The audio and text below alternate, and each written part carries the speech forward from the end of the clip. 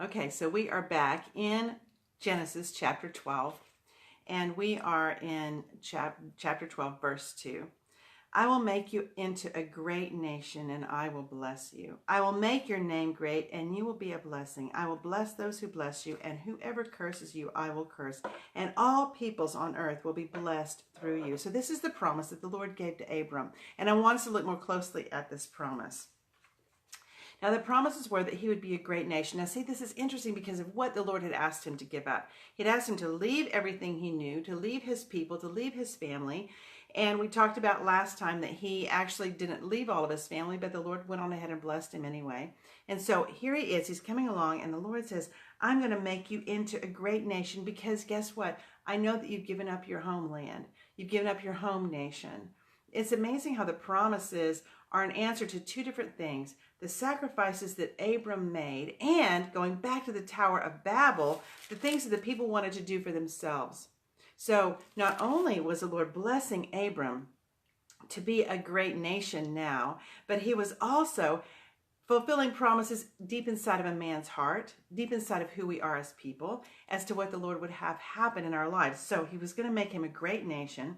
Then he was going to bless his name because, he had to give up his family, everything that he had known. But the Lord's like, you know what? Your name, your family name is going to be great. And then his name would be great. He had given up his identity. And yet the Lord said, I'm going to give you a new identity and you will be a blessing. Oh my goodness. See, there's the greatest part of the promise.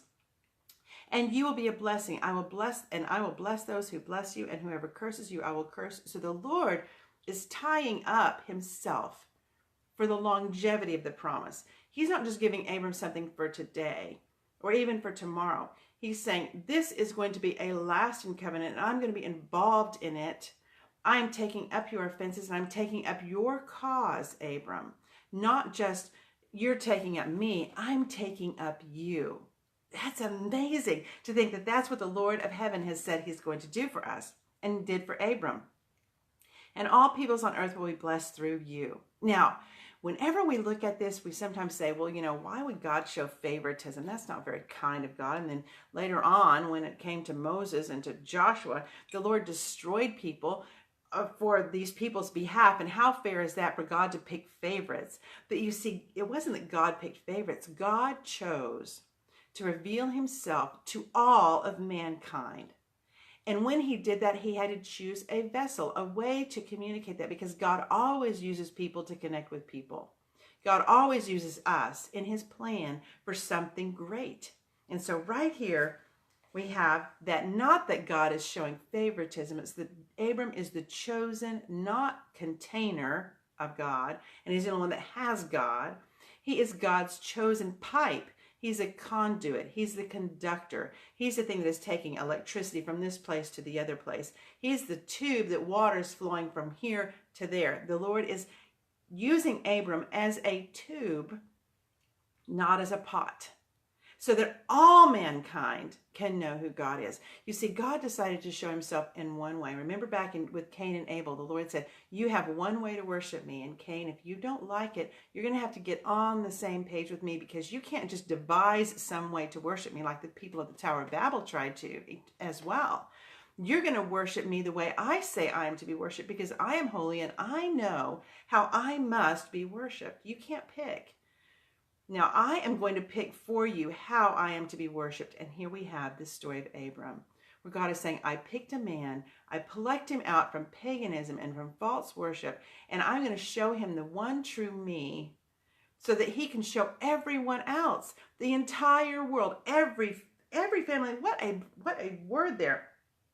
That all the peoples on earth now, and sometimes it's every family on earth will be blessed through you. Now we can get into all the ways that the Jews have blessed the planet through all of the Pulitzer Prizes and through all of the awards and through all the brilliance that the Jews have given to our planet. But we're not going to, get into that. But you look that up at how many of the great thinkers have been the Jews. But the Lord has promised that spiritually, the entire nation, the entirety of all the nations will be blessed through this one nation.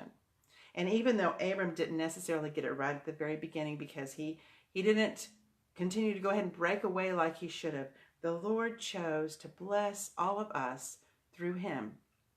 So what does that mean for me? Well, I get to receive that, but now because I know the truth, I get to be a participant not only in receiving, but then I get to be a conduit. I get to be a pipeline. I get to be that conductor that takes electricity that the Lord has given to me and spread it out to everyone else. Because you see, as a believer in Jesus Christ, who is through David, who is through Abraham, now I become Abram to those that are around me.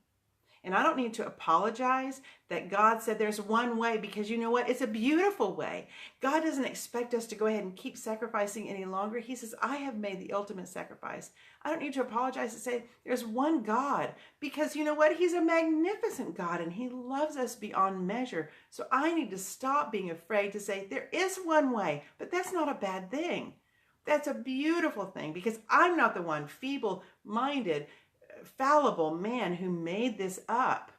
God said, I'm going to do something amazing in the nations. And I'm going to pick one man to show you how it's going to happen.